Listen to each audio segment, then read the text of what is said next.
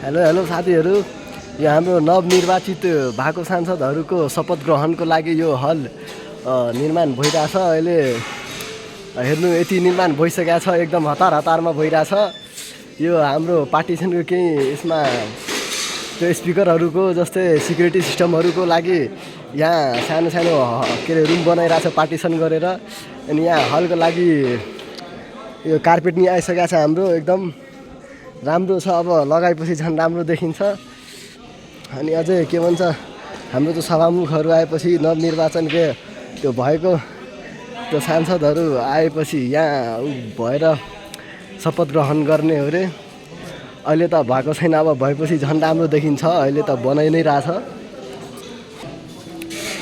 अनि यो चाहिँ सिलिङको हो, एकदम रातारात बनेको छ यो। हामी 24 होइन के अरे 34 घन्टा ननस्टप काम भएर यो बनेको छ। अनि यहाँको हाम्रो खास हेर्ने इन्जिनियर चाहिँ उहाँ नै हो। अनि